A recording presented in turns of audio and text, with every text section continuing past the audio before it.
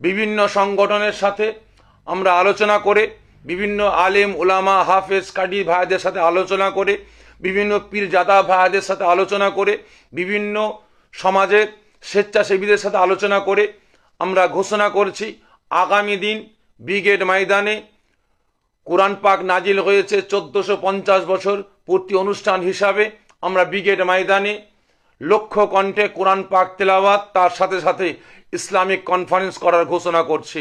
আশা রাখব আমার রাজ্যের সমস্ত মানুষ আপনারা এগিয়ে আসবেন ব্রিগেড ময়দানে। আমরা প্রত্যেকে কাঁধে কাঁধ হাতে হাত মিলিয়ে একসাথে ইসলামের আলো, ইসলামের বাণী, কোরআনের বাণী আমরা প্রত্যেকের কাছে পৌঁছে দেব। ইসলাম যে সম্প্রীতির কথা বলে, শান্তির কথা বলে, ঐক্যের কথা বলে, ইসলাম দাঙ্গা চাই না, ইসলাম সন্ত্রাস শিক্ষা দেয় না, ইসলাম মারামারি শিক্ষা দেয় না, ইসলাম খুনোখুনি শিক্ষা দেয় না। ইসলাম শিখিয়েছে প্রত্যেকটা ধর্মের মানুষকে কাঁধে কাঁধ হাতে হাত মিলিয়ে চলা শিখিয়েছে।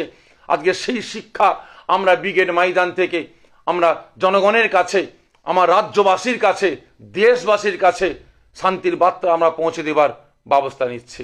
আমরা পারমিশনের পরে সোশ্যাল মিডিয়ার মাধ্যমে মিডিয়া ভাইদের ডেকে আমরা বিভিন্ন সংগঠনকে সাথে করে নিয়ে আমরা ডেটটা ঘোষণা করব।